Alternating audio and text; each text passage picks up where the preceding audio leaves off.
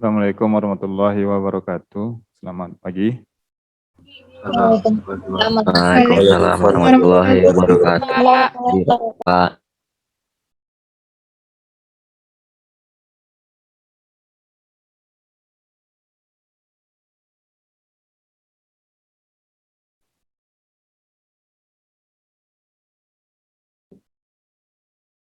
Slide-nya sudah terlihat ya. Sudah, Pak.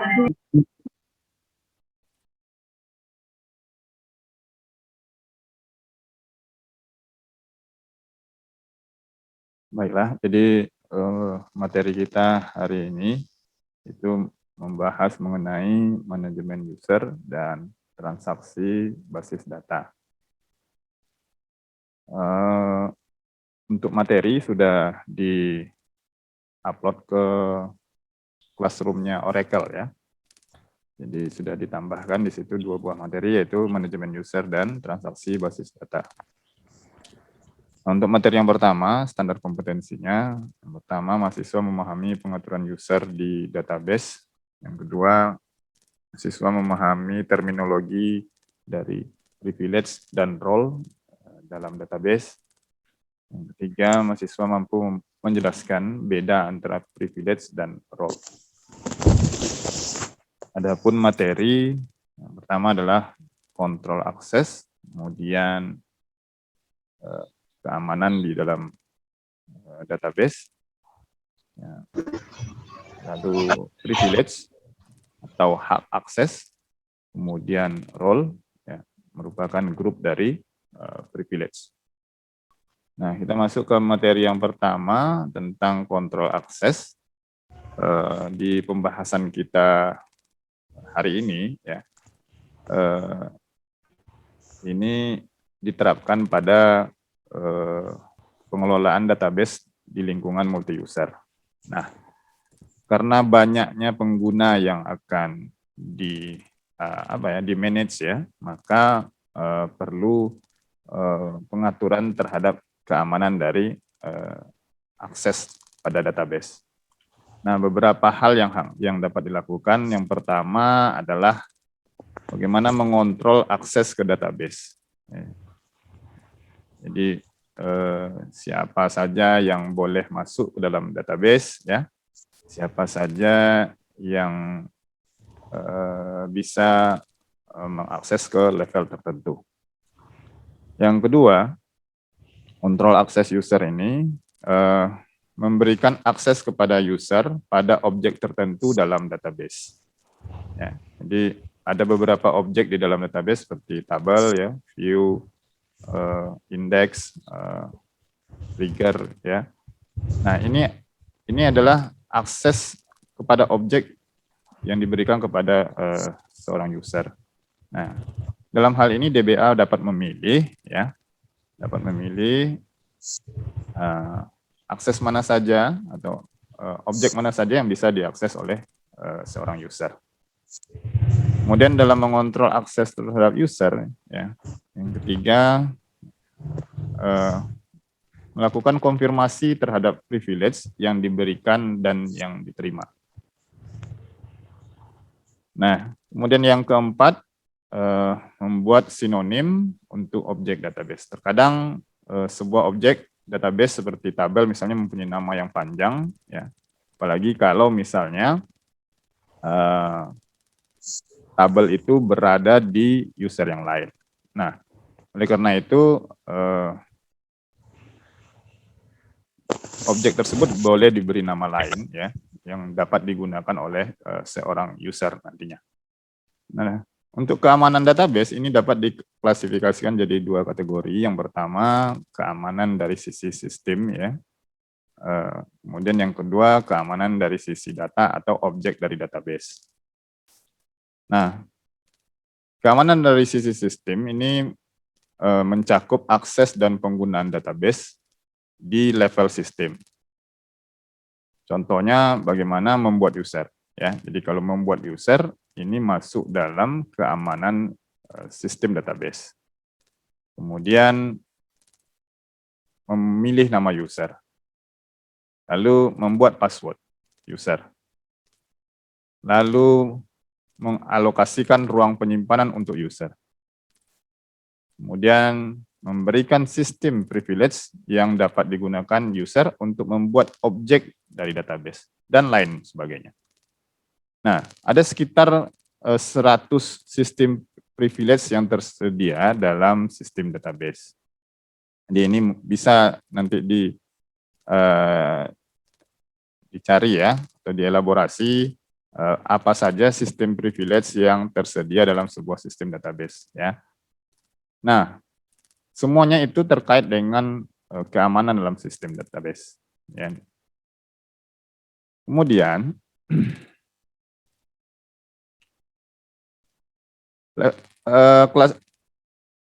kemudian yang kedua adalah keamanan dari sisi datanya, ya, atau kita sebut juga dari sisi objeknya. Nah, di sini ya, yang privilege atau hak akses diberikan kepada objek dari database. Ya. Jadi seorang user bisa mengakses tabel tertentu, seorang user bisa mengakses view tertentu, ya, atau seorang user bisa membuat tabel di skema mana saja. Ini adalah beberapa contoh ya dari objek privilege atau data security. Nah, perintah DML, ya, perintah DML seperti insert, update, delete, ya, ini masuk ke dalam privilege ini, itu dalam privilege objek ini. Nah, sekarang kita lihat apa itu privilege. Jadi, privilege sendiri adalah hak akses, ya, yang digunakan untuk mengeksekusi statement SQL. Nah, hak akses ini itu berbeda-beda setiap user. Ya, user tertinggi yaitu DBA, ya, itu adalah user yang bisa memberikan akses ke database dan objeknya kepada user yang lain. Nah, seorang user atau seorang pengguna database itu memerlukan sistem privilege agar bisa mengakses database serta objek privilege untuk memanipulasi objek dalam database. Jadi, seorang pengguna database itu harus punya dua privilege, yaitu sistem dan objek, agar dapat mengakses database serta objeknya. Nah, selain privilege, ya, DBA juga bisa membuat role, atau kita sebut juga kelompok dari privilege. Jadi, membuat user dengan privilege yang sama, kemudian dikelompokkan dalam sebuah grup yang disebut sebagai role. Atau misalnya seorang DBA juga bisa mendelegasikan pemberian privilege ini kepada user. Ya. Nah, jadi seorang user misalnya diberikan privilege oleh seorang DBA. Kemudian ketika ada user yang lain misalnya seorang DBA memberikan privilege pada user A. Lalu ada user B. Ya. User B ini bisa diberikan privilege oleh user A, ya, kalau misalnya user A sudah diberikan delegasi oleh si DBA untuk memberikan privilege pada user yang lain.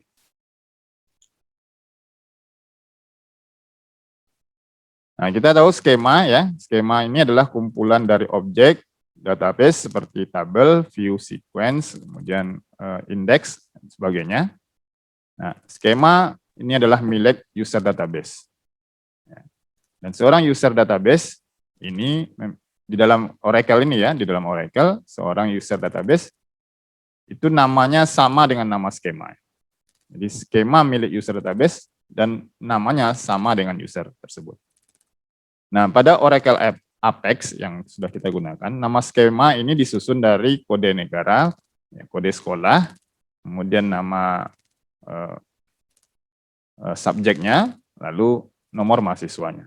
Nah, ini contoh ya. Jadi di Oracle Apex itu adalah contoh skemanya. Ya, ini contoh skema yang diberikan menjadi username bagi kita untuk masuk atau login ke dalam Oracle Apex. Ya, nah ini kita sebut sebagai skema. Jadi ini adalah skemanya. Nah kalau dalam lingkungan multi user dalam sistem database yang multi user, ya, kita bisa memberikan skema itu, ya, itu terserah, tidak harus mengikuti konvensi yang sudah ditetapkan seperti ini. Ya, jadi mungkin saja kita bisa memberikan nama berdasarkan bagiannya dulu, misalnya. Misalnya nama bagiannya adalah sales, ya. Bisa saja misalnya diberikan skema pertama untuk user pertama, misalnya seorang user berada di bagian sales, mungkin diberikan namanya sales underscore misalnya namanya Tony, sales underscore Tony. Ya, artinya itu adalah skema dari user Tony yang berada di bagian sales. Ya.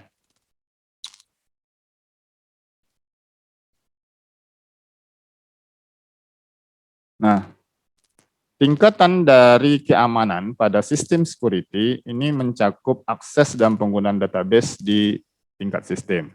Ya, tadi sudah kita jelaskan bahwa ada lebih dari 100 sistem privilege yang tersedia. Beberapa kemampuan dari sistem privilege yang dapat kita sampaikan di sini adalah bagaimana membuat atau menghapus user, kemudian bagaimana menghapus tabel atau melakukan backup tabel serta restore terhadap tabel. Nah, ini beberapa contoh dari sistem privilege dan operasinya. Ya, ini contohnya create user, ya, operasinya adalah membuat user baru, kemudian drop user, operasinya untuk menghapus user. Lalu kalau ada yang perintah any table ini maksudnya adalah seorang user bisa melakukan operasi, ya, pada skema mana saja di dalam sistem database. Ya. Di contoh misalnya drop any table, ya, artinya seorang user yang diberikan privilege ini dia mempunyai hak untuk menghapus tabel di skema mana saja di dalam sebuah sistem database. Ya. Nah, kalau seorang DBA, ya, database administrator tentunya punya privilege yang ini, ya. Jadi semuanya ini itu dipunyai oleh seorang DBA. Nah, kita buat contoh nih, seorang DBA membuat user dan skema baru dengan statement create user. Nah, ini contohnya, ya. Di create user, kemudian ini namanya, nama usernya, kemudian ini passwordnya. Jadi kata kuncinya identified by nama passwordnya. Nah, ini contoh membuat user dengan nama Scott, kemudian passwordnya UR35 Scott, ya. Nah, setelah dibuat oleh seorang DBA, kemudian DBA akan menginformasikan kepada user tersebut bahwa sudah di-create user dengan nama Scott dengan password misalnya, ya, dengan password tadi UR35 Scott, ya. Nah, seorang user yang menerima apa ini, ya, user menerima akun ini dapat mengganti passwordnya menggunakan statement alter. Jadi melakukan perubahan. Nah, ini contohnya bagaimana seorang user Scott ketika dia sudah login, tentunya login dulu, ya. Dia login ke dalam sistemnya, sistem database menggunakan user Scott, kemudian dengan password awal tadi UR35 Scott, ya. Setelah berada di dalam sistemnya, sistem database-nya, barulah si Scott tadi dapat melakukan perubahan terhadap passwordnya. Ya, jadi dia di sini melakukan perubahan terhadap passwordnya, ya, dengan mengganti menjadi IM Scott 35. Ya.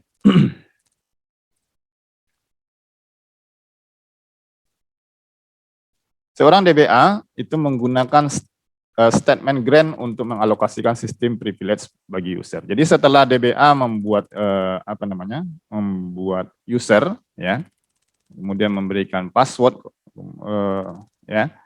Nah, untuk mengalokasikan sistem privilege yang lain bagi seorang user, misalnya seorang user seorang user untuk membuat tabel dia harus punya privilege create table misalnya. Atau untuk membuat sesi, ya, untuk masuk ke dalam sistem database dia harus mempunyai privilege sesi, ya, session namanya. Nah, DBA menggunakan statement grant untuk mengalokasikan sistem privilege bagi user. Jadi selain daripada membuat selain daripada create user ya untuk memberikan sistem privilege ya, maka DBA itu menggunakan statement grant. Dari sistem privilege yang akan diberikan oleh seorang DBA itu akan menentukan apa yang dapat dilakukan user pada sistem database. Nah, ini adalah contoh sintaknya ya. Grant privilege, kemudian ini daftar bisa banyak ya grant privilege yang diberikan ya. Jadi misalnya privilege 1, privilege 2 sampai seterusnya kepada user siapa ya. Jadi boleh kepada 1 orang user ya. 2 orang user atau diberikan kepada kelompok user role ya atau diberikan kepada public. Public ini maksudnya seluruh user yang ada dalam sistem database itu mendapatkan privilege yang diberikan di sini. Nah, ini contoh bagaimana memberikan privilege create session, create table dan create sequence serta create view kepada user squad ya. Nah, kalau kita misalnya mau menambahkan ya, misalnya di sini ada user lain misalnya namanya sales Tony ya, bisa juga kita buat di sini misalnya. Ya. Artinya si Scott dan Tony itu punya privilege yang sama. Ya. Atau misalnya public misalnya. Jadi public maksudnya ini seluruh user dalam database ya, itu punya privilege yang sama seperti ini. Atau misalnya disebut role-nya misalnya manager misalnya. Ya, berarti semua yang berada di grup manager itu mendapatkan privilege yang sama. Oke. Nah, seorang user itu harus mempunyai privilege create session serta akun ya, user ID untuk mengakses database. Nah, tapi dalam pembelajaran kita ketika kita menggunakan Oracle Apex, kita tidak bisa memberikan privilege create session ya atau menggunakan privilege ini. Kenapa? Karena sesi yang ada di Apex itu berjalan secara otomatis. Ya. Nah, tapi kalau kita menggunakan ini sistem database yang multi user ya di dalam sebuah server ya, maka kita harus memberikan create session kepada seorang user agar dapat menggunakan atau dapat mengoperasikan sistem database. Nah, ini beberapa sistem privilege dan operasinya ya. Create session, melakukan koneksi kepada database, kemudian create table ya, dan create sequence, view dan prosedur. Ini beberapa daripada operasinya.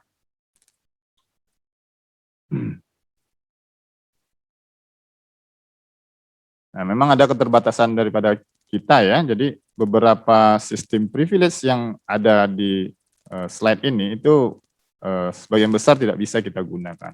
Kenapa? Ya, karena di Oracle Apex itu cara kerjanya berbeda dengan sistem database multi-user. Karena kalau misalnya diterapkan pada Apex ya tentu adminnya akan sibuk sekali tuh. Setiap orang yang mau menggunakan Apex harus diberikan sesi dulu sebelum bisa menggunakan Apex. Ya. Sementara Oracle Apex ini di basisnya adalah cloud. Ya. Jadi memang sengaja sesinya sengaja sesinya dibuat secara otomatis agar si adminnya juga tidak sibuk untuk membuat sesi ketika seorang user baru itu dibuat dalam sistem database-nya. Nah, berikutnya object security atau data security ya. Tingkatan keamanan yang digunakan pada object security ini mencakup akses dan penggunaan pada objek database. Sehingga ketika ini diberikan privilege-nya kepada seorang user, maka user dapat memanipulasi objek-objek tersebut. Beberapa objek privilege ya yang yang bisa diberikan pada user, ya. Ini adalah objeknya, jadi ada tabel, ada view, sequence, ada prosedur, ya. Nah, objek privilege-nya ada alter, ya, delete, execute, dan index, insert, references, select, dan update. Nah, ini apanya ya, fungsinya. Jadi alter itu dapat digunakan pada objek tabel dan sequence. Delete dapat digunakan pada objek tabel dan view. Ya. Execute itu hanya dapat digunakan pada objek prosedur. Ya. Kita akan belajar ini ya, prosedur ini nanti di pertemuan selanjutnya. Lalu index itu dapat digunakan pada tabel dan view. Ya. Jadi ini beberapa objek privilege ya yang tersedia ya, dan ini adalah beberapa objek yang dapat digunakan atau diterapkan objek privilege yang ada ini. Nah, privilege update, references, dan insert ini dapat digunakan pada satu kolom dalam sebuah tabel. Ya, jadi untuk satu kolom saja, jadi untuk mengupdate satu kolom saja misalnya begitu ya, untuk satu tabel. Ini bisa diberikan. Contoh seperti ini misalnya. Grant update salary on employees to Stephen King. Jadi maknanya adalah ini memberikan ya privilege update pada kolom salary ya, pada kolom salary di tabel employees kepada user Stephen King. Jadi kita bisa memberikan privilege update, references, dan insert hanya pada satu kolom dalam sebuah tabel. Ya. Namun untuk yang select, ini tidak bisa digunakan atau tidak dapat digunakan untuk satu kolom. Ya, jadi select ini privilege-nya itu harus untuk semua kolom yang ada dalam sebuah tabel. Pemilik tabel itu dapat memberikan, jadi pemilik tabel atau user yang mempunyai objek tabel, itu dapat memberikan akses ke semua pengguna menggunakan kata kunci public. Ya, contoh berikut misalnya menunjukkan bahwa semua user ini diberikan hak untuk melihat data dari tabel departemen miliknya si Alice. Ya. Nah, jadi grant select on Alice dot department to public. Jadi maknanya adalah diberikan privilege select pada tabel departemen miliknya user Alice kepada public, pada semua user yang ada dalam sistem database. Nah, untuk melihat privilege ya, kita bisa lihat di kamus data. Jadi menggunakan perintah select ke kamus data tersebut. Ini adalah beberapa kamus data dan deskripsinya. Jadi kalau untuk kamus data role underscore sys underscore prips, ini untuk melihat sistem privilege yang diberikan kepada role, kepada grupnya privilege. Ya. Nah, misalnya ini ya, user yang terakhir user underscore sys underscore prips. Ini adalah daftar privilege yang diberikan kepada user. Jadi kita bisa lihat ya apa saja privilege yang diberikan kepada user. Ya.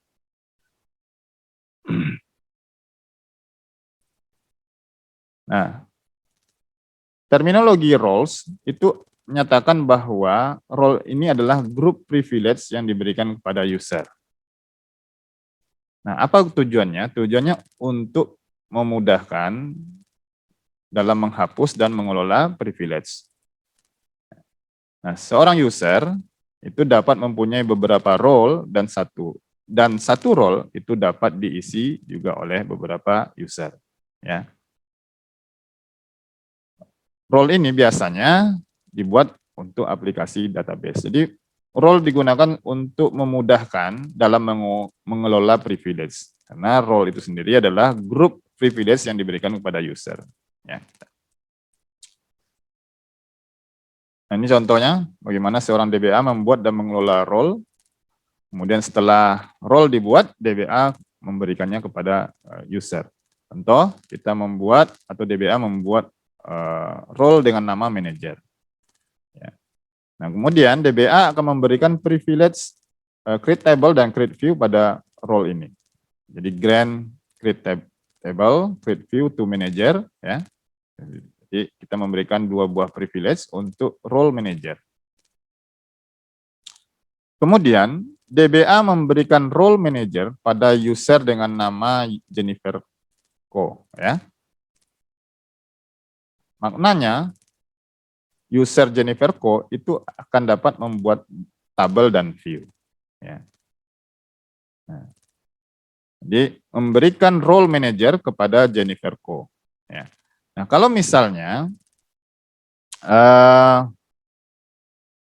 mau diberikan kepada yang lain, ya, jadi si DBA-nya tinggal buat begini, misalnya Grand Manager tuh siapa misalnya.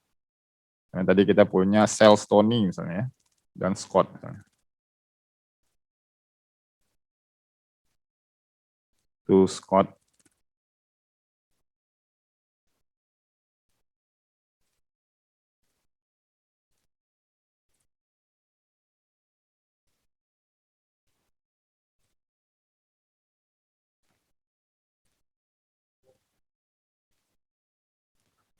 Oke, nah si Scott dan Sales Tony itu masuk ke dalam role-nya manajer. Jadi dia punya privilege yang sama dengan Jennifer Ko, yaitu bisa bisa membuat tabel dan membuat view.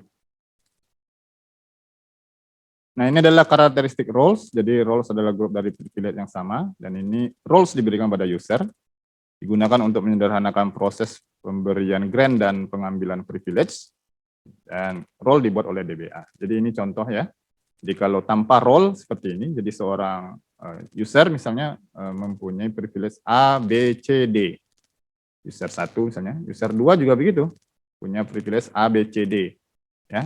Nah, dengan adanya role, ya, ini tinggal dibuat saja satu role dengan misalnya namanya role yang tadi manager.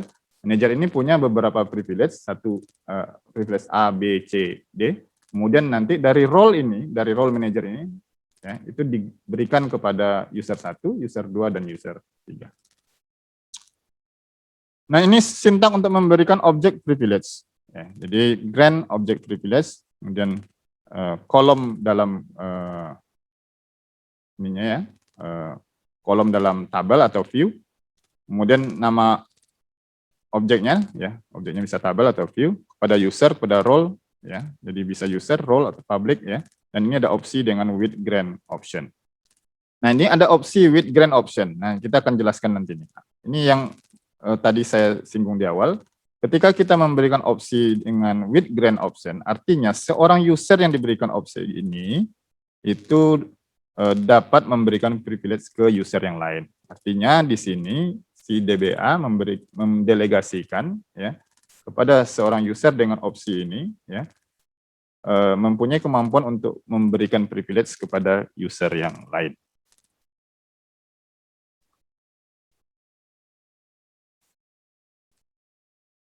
Nah, untuk memberikan privilege pada suatu objek, objek tersebut harus dalam skema user sendiri.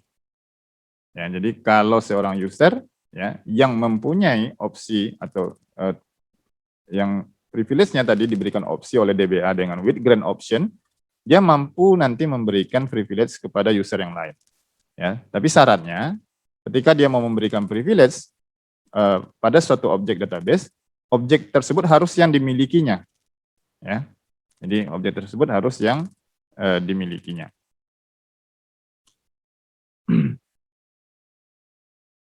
Nah, ini contoh, ya, pemberian grant. Ada 5 perintah di sini. Kita jelaskan satu persatu, ya. Jadi pertama Scott King, ini adalah username-nya. Itu mempunyai ini, ya, tabel klien. Jadi dia sudah mempunyai tabel klien. Nah, pada contoh 1, ya, semua user yang ada dalam sistem database itu diberikan izin, ya, untuk menggunakan perintah select atau melihat tabel klien yang miliknya si Scott. Ya, jadi perintahnya adalah grant select on client to public. Artinya ketika si Scott King memberikan grant select ya kepada public untuk tabel kliennya, maka tabel klien ini itu akan bisa diakses oleh seluruh pengguna di dalam database. Nah, pada contoh yang kedua, ya, ini diberikan privilege update kepada user Jennifer dan kepada role manager, ya, untuk kolom tertentu, ya, pada tabel klien yang dimiliki oleh si Scott. Ini perintahnya, grant update, ya, first name dan last name. Jadi yang diberikan 2 kolom saja, yaitu first name dan last name dari tabel klien, ya, kepada si user Jennifer Co dan pada role-nya manager. Ya, memang tidak ada bedanya nampaknya di sini. Beda antara Jennifer Co dengan manager ya sama saja ya. Ya. Nanti misalnya ditanya misalnya apa beda antara user dengan role ya. Kalau dari sini memang tidak ada perbedaannya. Jadi ini, nah dari nama saja mungkin kita bisa identifikasi. Oh ini nama orang ya, berarti ini adalah user. Lalu manager ini bukan nama orang misalnya ya. Ini nama jabatan, berarti ini mungkin role begitu ya. Nah ini adalah contoh pemberian grant ya pada ini ya pada dari seorang user dengan nama Scott King ya kepada user yang lain. Nah, yang ketiga ini, jika Jennifer ya ingin melihat data ya menggunakan perintah select dari tabelnya si Scott ya, maka dia bisa menuliskan sintak seperti contoh 3. Jadi select bintang from scottking.client. Ya, kenapa harus ada dotnya? Ya, ini menyatakan bahwa si klien ini, tabel klien ini atau objek klien ini itu miliknya si Scott King, miliknya user Scott King. Ya. Nah alternatifnya, nah ini tadi kita di salah satu tujuan pembelajaran kita tadi, bagaimana membuat sinonim. Alternatifnya Jennifer juga bisa membuat sinonim untuk tabel Scott. Kemudian nanti menggunakan operasi atau perintah select untuk melihat tabel klien yang ada di tabel klien di si Scott King. Jadi dia misalnya membuat nama lainnya, ya mungkin ini panjang ya, dia tulis misalnya scottking.client, dia ganti namanya menjadi client. Jadi si Jennifer ya yang membuat ya create synonym client for scottking.client. Artinya si Jennifer membuat nama lain dari tabel klien milik Scott King ya dengan nama clients. Sehingga nanti ketika dia mau melihat tabel clients ya si Jennifer ya, seolah-olah si Jennifer sebenarnya menulis select bintang from client ini sama dengan yang contoh yang ini ya, yang contoh ketiga. Jadi ini bedanya dia sudah membuat sinonimnya di sini ya. Ya, sementara sebenarnya ya dia sebenarnya menggunakan perintah ini. Nah, sinonim digunakan ya salah satu cara untuk memperpendek misalnya penulisan dari objek dari database. Privilege yang diberikan dengan menggunakan klausa with grant option atau ada satu lagi yaitu with admin option. Ini privilege yang dapat diteruskan ke user lain atau diberikan kepada user lain atau juga diberikan kepada roles. Nah, kita lihat perbedaannya dari grant option dengan with admin option. Kalau yang grant option, jadi kalau klausanya with grant option, itu objek privilege-nya akan hilang ketika privilege pemberi privilege dihapus. Ini maknanya begini misalnya. Ini misalnya DBA memberikan privilege create table dengan opsi with grant option kepada user A. Kemudian user A, dia bisa juga memberikan privilege create table kepada user B. Ya. Nah, Tapi bila mana, jadi bila mana seorang DBA mengambil privilege create tabel tadi, create table tadi dari user A, maka otomatis privilege create table yang ada di user B itu akan terhapus juga. Jadi sekali ambil, terambil semuanya, gitu ya. Nah, kalau yang with admin option ini berbeda. Jadi kalau objek privilege yang diberikan itu tidak akan hilang ketika privilege pemberi, ketika privilege pemberi privilege dihapus. Jadi kalau misalnya yang kasusnya tadi, kalau DBA mengambil privilege dari user A, ya, itu tidak otomatis privilege yang ada di user B itu terambil, ya. Jadi privilege create table-nya hanya diambil dari user A saja. Sementara di user B itu masih punya privilege untuk melakukan create table.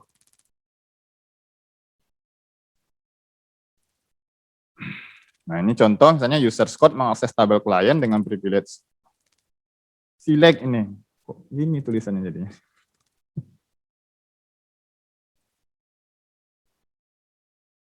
Ya, jadi ini privilege select dan insert. Nah, ini memungkinkan Scott untuk memberikan kepada user lain privilege select dan insert juga. Ini contohnya ya, misalnya grant select, insert on client to Scott King with grant option. Jadi si Scott King nantinya bisa juga memberikan privilege select dan insert kepada user yang lain. Atau menggunakan opsi yang kedua yaitu with admin option.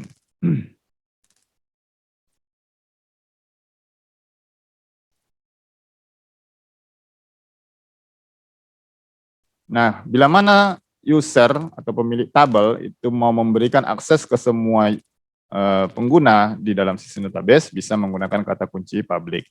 Ya, contoh berikut menunjukkan bagaimana ini ya, bagaimana objek tabel milik si JSON ya itu diberikan kepada seluruh pengguna database. Di grant select on ini ya, on JSON seng.client to public. Nah, jika kita mencoba untuk melakukan operasi yang tidak resmi ya atau ilegal, seperti misalnya menghapus baris dari tabel di mana kita tidak mempunyai privilege delete, maka server database-nya ya, server DBMS-nya itu tidak akan mengizinkan operasi ini berlangsung. Maka kita akan menerima pesan kesalahan seperti ini biasanya, table or view does not exist ya. Nah, ini biasanya terjadi ya pesan kesalahan ini karena tabel atau view yang di refer itu tidak ada. Jadi kita tidak mempunyai privilege untuk itu. Jadi seolah-olah server akan memberikan pesan kesalahan bahwa tabel atau view yang akan di-delete itu tidak ada.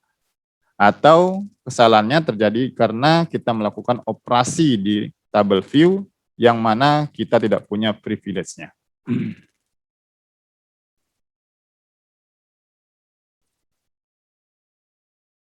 Ini mana tulisannya? Sebenarnya berusaha untuk melakukan operasi di tabel atau view yang tidak dimiliki privilege-nya. Nah, untuk menghapus objek privilege, kita menggunakan perintah revoke ya. Jadi statement ini juga menghapus privilege yang sudah diberikan ke user lain menggunakan opsi with grant option. Ya, jadi sintaknya revoke, kemudian privilege-nya apa? Misalnya create table, kemudian create view misalnya, ya. Atau all bisa. Ya, jadi kita mau ambil seluruhnya misalnya. Nah, semua privilege yang sudah diberikan ya. Dari objek database ya, from apa? Jadi user 1, user 2 atau dari role atau kepada public. Nah, kemudian ada opsi cascade constraint. Nah, cascade constraint digunakan untuk menghapus referential integrity constraint yang dibuat pada objek dengan privilege references. Jadi kalau kita misalnya mempunyai tabel yang terkait dengan tabel lain, ya, nah kita bisa menggunakan opsi ini. Nah, contoh privilege user code. Privilege user code untuk melakukan query dan menambah baris ke tabel klien dihapus. Oke, jadi maksudnya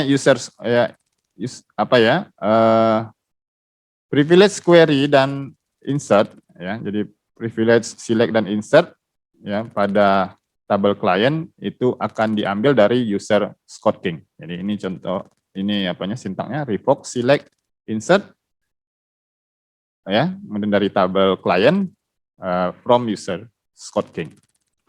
Nah, jika user diberikan privilege dengan klausa with grant option, maka user itu juga dapat memberikan privilege menggunakan klausa with grant option. Ini memungkinkan terjadi rantai penerima yang panjang. Nah, ya, jadi kalau menggunakan opsi with grant option. Jika pemilik menghapus privilege dari user yang memberikan privilege kepada user lain, statement revoke akan menghapus ke semua privilege yang diberikan. Nah, ini ilustrasinya.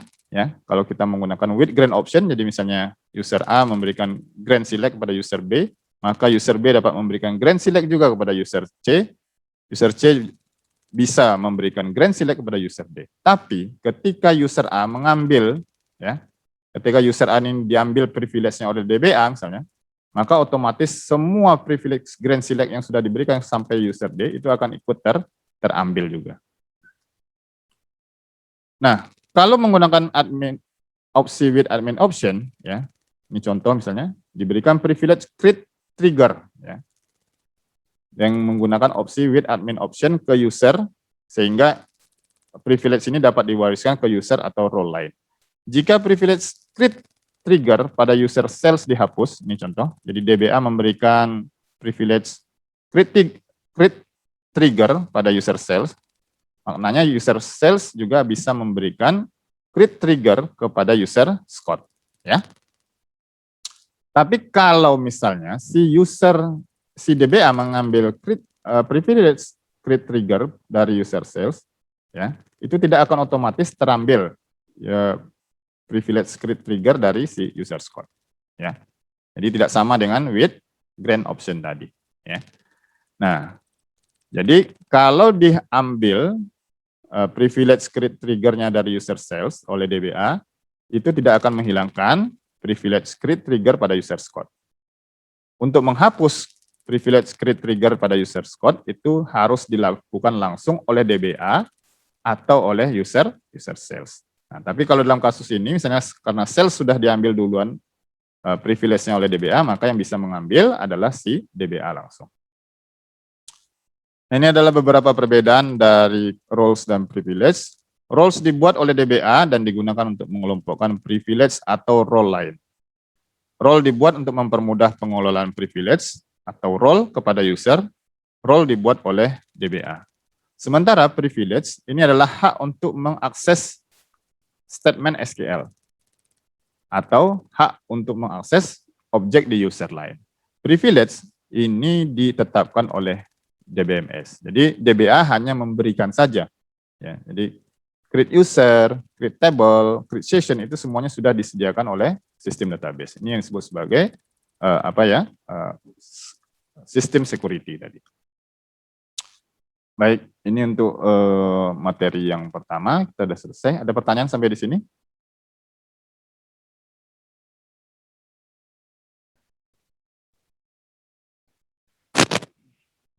Baik, kalau tidak ada pertanyaan, kita lanjutkan yang kedua.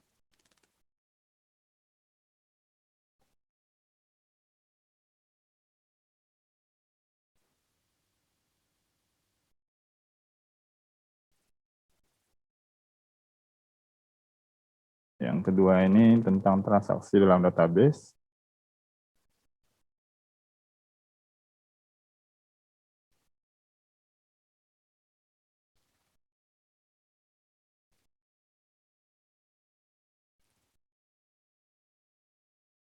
Nah, standar kompetensinya mahasiswa memahami transaksi basis data. Yang kedua, mahasiswa mampu menggunakan perintah commit, rollback, dan save point dalam transaksi basis data. Yang ketiga, mahasiswa mampu mengontrol transaksi basis data. Nah, ini pengantarnya. Bagaimana ya jika industri perbankan tidak mempunyai proses yang sistematis dalam mencatat penyetoran dan penarikan, ya. Bagaimana kita bisa tahu bahwa jika setoran itu sudah masuk ke akun kita sebelum kita melakukan penarikan uang? Ya, ini tentu kita bisa bayangkan ya, tentu masalah ini kalau misalnya tidak ditangani dengan secara baik oleh industri perbankan, itu akan memunculkan berbagai masalah Jadi kalau misalnya ini tidak tertangani, misalnya contoh yang ini misalnya ya, yang kedua ini misalnya, ya kita tentunya tidak bisa kita melakukan pengambilan uang ya kalau saldo kita tidak mencukupi. Ya. Nah untungnya industri perbankan ya di dalam sistem perbankan itu sudah apa ya sudah melakukan pengontrolan proses transaksi yang sistematis ini ya untuk menjamin konsistensi terhadap data. Nah, perintah yang akan kita pelajari ini sayangnya juga tidak bisa kita terapkan pada Oracle Apex atau Live SQL ya. Commit, rollback, dan save point, operasi transaksi pada basis data ini, karena operasi transaksi ini ya itu tidak dapat berjalan pada kedua tools ini karena perbedaan dalam pengelolaan koneksi ke dalam database. Ya. Jadi di dalam Oracle Apex atau Live SQL itu sebenarnya auto commit di semua transaksi itu langsung di commit, langsung disetujui. Jadi tidak ada peluang untuk melakukan rollback atau pembatalan. Ya. Nah kita lihat dulu konsep transaksi. Transaksi adalah konsep dasar dalam sistem basis data, di mana transaksi ini memberikan hak kepada user untuk melakukan perubahan pada data, lalu memutuskan apakah akan menyimpan atau tidak data tersebut. Nah, transaksi dalam basis data itu menggabungkan beberapa langkah ke dalam satu unit kerja yang logis. Jadi misalnya transaksi menambah data, ya, kemudian memperbarui data, ya, kemudian data yang ditambah dan diperbarui misalnya tidak jadi disetujui. Ya, ini di rollback misalnya dikembalikan ke kondisi awal. Ini adalah kelompok dari beberapa perintah ya yang kita gunakan yang menjadi sebuah transaksi di dalam sebuah basis data. Nah, transaksi ini terdiri dari beberapa statement. Jadi ada statement DML, ini ya insert, update, delete, dan merge ya. Ini perintah-perintah yang ada di DML ini adalah transaksi ya. Jadi ini melakukan perubahan terhadap objek pada basis data. Begitu juga statement DDL, create, alter, drop, rename, dan truncate. Ya. Kemudian statement DCL juga, data control language. Ya. Jadi ada pemberian grant atau revoke. Nah ini semuanya disebut sebagai transaksi dalam basis data karena melakukan perubahan terhadap objek database ataupun dalam sistem database.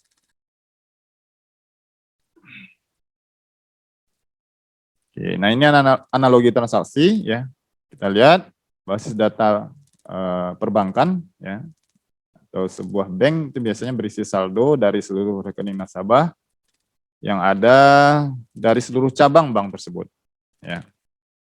Nah, misalkan nasabah ingin mentransfer uang dari rekeningnya ke rekening nasabah lain di cabang lain. Nah, ini adalah beberapa langkah yang dilakukan untuk menyelesaikan operasi ini. Kedua bank itu akan memastikan bahwa proses transaksi yang dilakukan berhasil atau tidak. Ya. Jika sistem mengalami kendala, maka transaksi dibatalkan. Ya.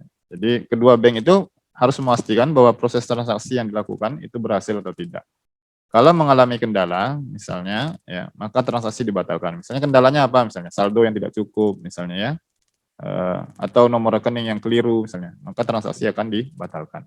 Atau ini ya mengelompokkan tahapan penarikan dan penyetoran ke dalam satu transaksi. Nah,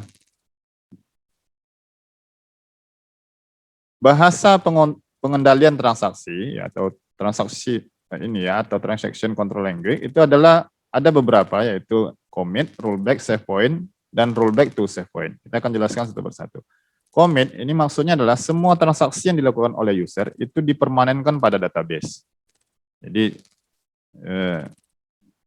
kalau yang Apex atau Live SQL ya mereka tidak, kedua tools itu tidak mengakomodir commit karena sudah di set untuk auto commit. Jadi semua transaksi yang dilakukan itu langsung dipermanenkan dalam database. Jadi langsung nampak hasilnya. Tapi kalau kita menggunakan sistem database multi user ya di sistem database itu ada tabel temporary. Jadi seperti yang kita jelaskan di manajemen tabel 2 minggu yang lalu, bahwa ada tabel temporary yang digunakan untuk melakukan rollback pembatalan terhadap transaksi yang sedang terjadi. Kemudian perintah yang kedua rollback, ini transaksi yang dilakukan oleh user dibatalkan perubahannya pada database. Yang ketiga save point. Save point ini titik atau tanda pada transaksi, ya. Jadi ini menjadi titik atau tanda pada transaksi, dan nanti titik ini menjadi apa namanya? Menjadi tempat bagi bagi perintah rollback untuk melakukan pembatalan. Ya, jadi pembatalan berdasarkan titik atau tanda tertentu. Nah, save point juga membagi bagian-bagian transaksi menjadi bagian-bagian kecil. Lalu yang keempat, rollback to save point. Jadi kita membatalkan transaksi yang dibuat setelah perintah save point. Ya. Contoh transaksi seperti ini. Ya, jadi kita misalnya melakukan update terhadap tabel copy departemen, di mana ya yang kita update adalah kolom manager ID. Jadi manager ID-nya diberikan nilai baru yaitu 101 ya. Dari dengan departemen ID-nya sama dengan 60. Artinya ya, kalau di dalam copy departemen ini ada departemen ID 60 yang lebih dari 1 ya, maka semua manajer ID-nya itu akan diberikan nilai baru yaitu 101. Nah, setelah transaksi ini selesai, maka diberikan satu tanda save point 1. Jadi diberikan tanda ini ya, tanda ini kita namakan ini save point 1. Lalu transaksi berikutnya adalah melakukan penambahan data baru. Jadi menambah data baru di tabel copy departemen untuk 4 kolom yaitu departemen ID, departemen name, manager ID, dan location ID. Ini nilainya. Nah, kemudian setelah itu, setelah dilakukan penambahan data baru, dilakukan update. Update copy departemen. Jadi update untuk tabel copy departemen. Dengan memberikan departemen ID nilai baru yaitu 140. Ya, jadi kita tidak menggunakan klausa where. Nah, sekarang saya coba mau tanya dulu ya, ini sekedar pemahaman saja. Ini apa maknanya? Kalau kita memberikan ini, apa yang terjadi pada tabel copy departemen?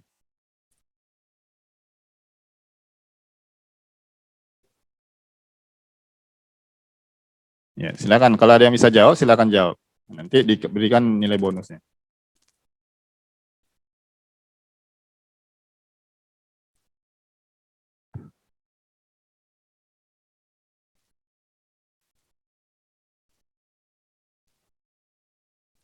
Apa yang terjadi pada tabel copy departemen ketika di set nilai kolom departemen ID-nya sama dengan 140. Misalnya kita punya tabel copy departemen beberapa baris atau beberapa record misalnya, di mana departemen ID-nya itu bermacam-macam, ada yang 60, 50, 70 misalnya. Coba jawab, Pak. Ya, silakan. Sebutkan namanya. Muhammad Aufa, Pak. Dari Siapa? kelas B. Siapa? Muhammad Aufa. Muhammad Rauf. Muhammad Auf. Aufa, Pak. Aufa ya. Muhammad Aufa. Ya, apa tuh? Apa? Seluruh departemen ID-nya nanti jadi 140, Pak. Nah, betul. Ini kan menjadi masalah nih kan. Ini akan menjadi masalah. Ya, jadi semua departemen ID ini menjadi 140 misalnya. Ini jadi masalah. Padahal kita punya beberapa baris ya, yang departemen ID-nya itu bervariasi. Nah, ketika kita melakukan update ini, maka semua departemen ID menjadi 140. Nah, ini akan terjadi misinformasi di sini. Ya. Nah, kalau ini terjadi kesalahan, maka kita bisa membatalkan transaksi yang terjadi ini. Jadi ketika kita buat perintah rollback to save point 1, ini maknanya apa? Ini akan kembali ke save point 1. Jadi seolah-olah dua transaksi ini tidak ada. Jadi ini yang dua transaksi ini akan dibatalkan. Nah, setelah ini dibatalkan baru dipermanenkan, commit. Jadi transaksi yang mana yang dipermanenkan? Jadi transaksi yang ini saja.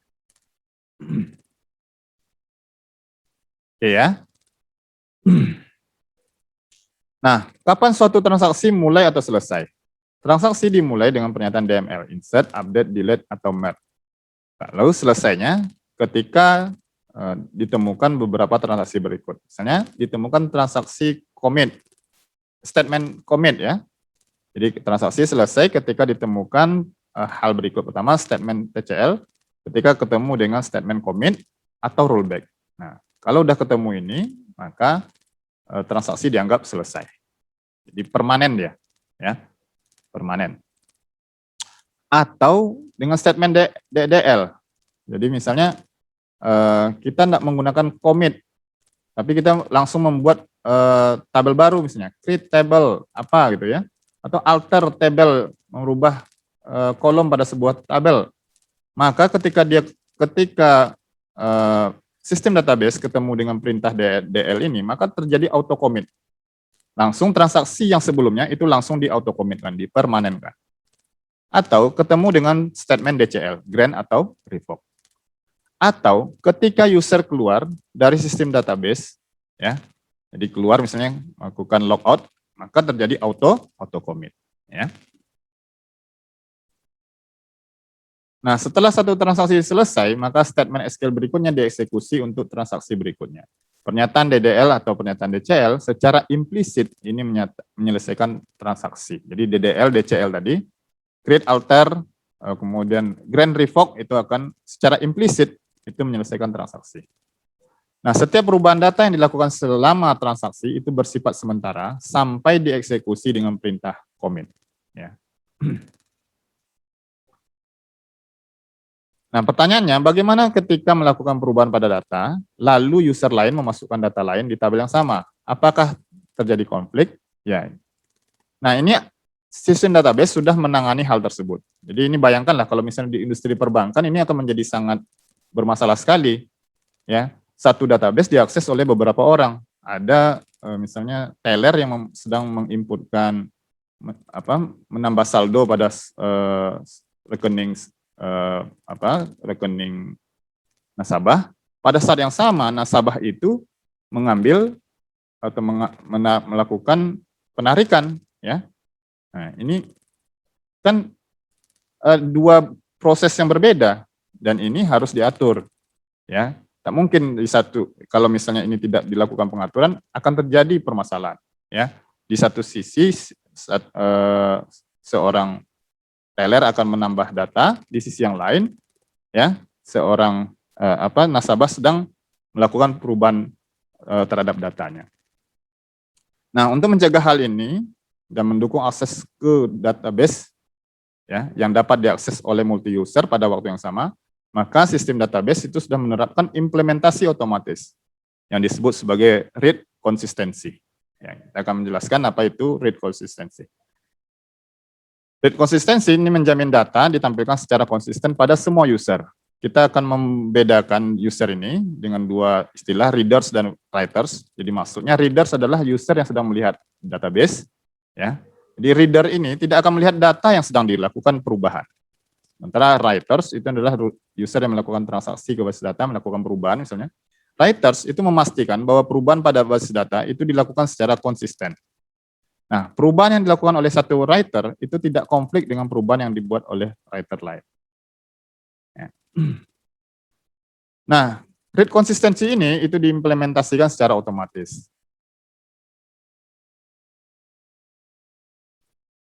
Sebagian database itu disalin dan disimpan dalam undo segmen. Ya, undo segmen ini adalah segmen yang terdapat pada tabel temporary.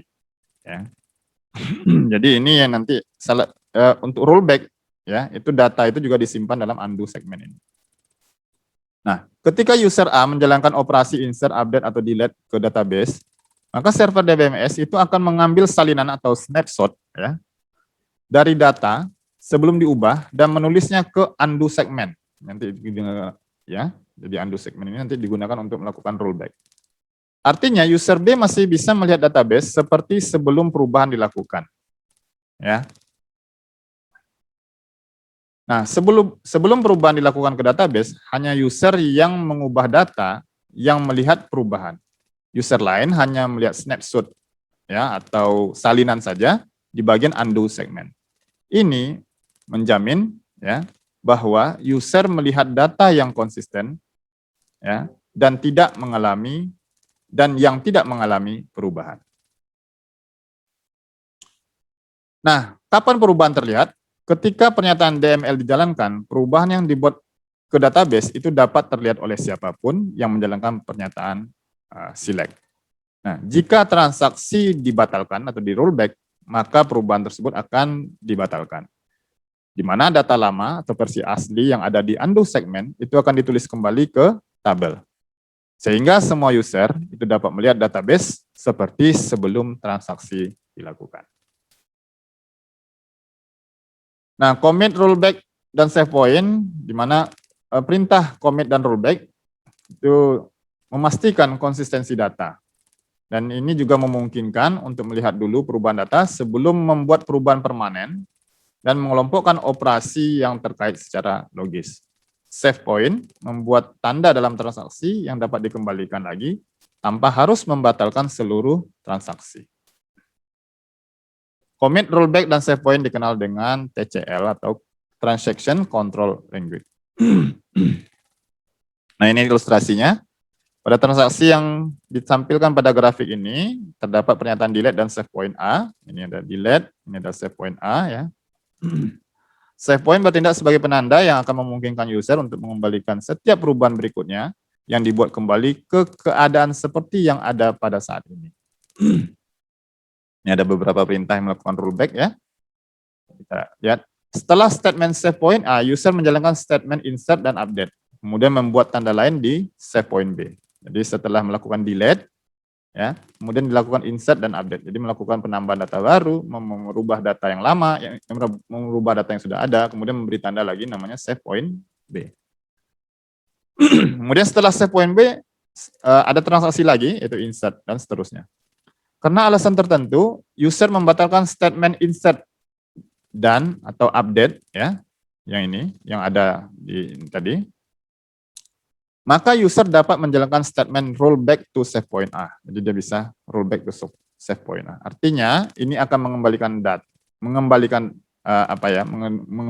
mengembalikan data ke keadaan sebelum tanda save point A. Artinya data baru yang ditambah dan data yang ada di update itu tidak akan dipermanenkan.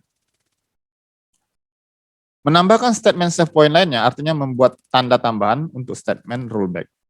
Jika user menjalankan rollback tanpa pernyataan save point, ya, tanpa rollback to save point, maka seluruh transaksi berakhir dan semua transaksi dibatalkan. Jadi kalau misalnya rollback, maka semua transaksi ya yang dilakukan itu akan dibatalkan. Nah, jadi ini ada bagusnya juga ya untuk apa ya, yang sistem database yang multi user ini, karena dia menyimpan data itu tidak permanen.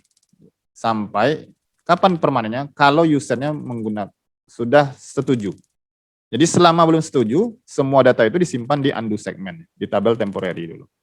Ya. Nah, jadi kalau banyak-banyak pun melakukan transaksi tapi selama belum di-commit, ya, maka tidak akan terjadi perubahan terhadap ini ya. Kecuali kalau kita melakukan commit secara implisit, yaitu menggunakan perintah DDL atau menggunakan perintah DCL tadi. Nah, ini commit otomatis terjadi dalam kondisi berikut. Pertama, statement DDL dijalankan, statement DCL dijalankan, user keluar secara normal dari sistem database yang menyebabkan transaksi commit secara implisit, jadi misalnya user logout, atau statement commit atau rollback dijalankan. Jadi menggunakan perintah TCL. Rollback otomatis terjadi ketika sistem database berhenti secara abnormal atau terjadi kegagalan sistem. Jadi rollback ini juga dalam sistem multi user ini yang menariknya adalah ketika terjadi kegagalan sistem, maka semua transaksi yang dilakukan sebelum kegagalan sistem, sebelum di-commit ya, sebelum dilakukan commit, maka itu semuanya dibatalkan. Nah, ini digunakan untuk melindungi integritas data dan mencegah kesalahan pada data dari perubahan yang tidak diinginkan. Nah, fasilitas lainnya adalah locking. Jadi tadi terkait juga dengan bagaimana data itu dikelola pada lingkungan multi-user. Locking digunakan untuk mencegah data diubah oleh lebih dari satu user sekaligus. Nah, sistem database ini menggunakan locking ya, yang mencegah interaksi yang bersifat merusak antara transaksi yang mengakses resource yang sama, baik itu user object, tabel atau baris ya, atau sistem objek, struktur data dan kamus data. Nah, bagaimana database mengunci data atau melock data? Locking dilakukan secara otomatis dan tidak memerlukan intervensi dari user. Jadi kita tidak usah memikirkan, sistem sudah mengakomodir itu. Ya. Nah, implicit locking itu terjadi ketika semua statement SQL dieksekusi, kecuali statement select. Jadi kalau misalnya kita melakukan insert pada tabel, maka otomatis yang bisa menginsert hanya kita saja pada saat itu. Sementara kalau ada user lain yang mau menginsert, tunggu dulu. Selesai dulu kita melakukan insert. Baru nanti lognya dibuka, diberikan kepada user yang lain. Ya. Nah, kecuali statement SQL, kecuali statement select. Select tidak ini ya, tidak dilakukan log terhadap objek database. Kemudian kalau secara eksplisit ya, kalau implisit ini menggunakan semua statement SQL yang dieksekusi implisit, jadi tidak perlu disebutkan, maksudnya otomatis ketika statement SQL berjalan langsung di log. Tapi kalau yang mau eksplisit ya, user dapat melog secara manual yang disebut sebagai explicit logging ya. Kapan itu? Ketika pernyataan commit atau rollback dijalankan. Ya, maka ketika pernyataan ini dijalankan, kita sebenarnya mengatakan explicit log ya, kita mengunci secara eksplisit ya. Nah, locking pada baris record yang dieksekusi itu akan dibuka. Jadi ketika pernyataan ini dijalankan ya, locking pada baris atau baris yang dieksekusi itu akan dibuka. Nah, inilah rangkuman. Jadi transaksi dilakukan oleh statement commit, rollback, DDL dan DCL. Perintah save point digunakan untuk memberi tanda pada transaksi. Baik, saya rasa ini yang bisa saya sampaikan hari ini. Ada pertanyaan?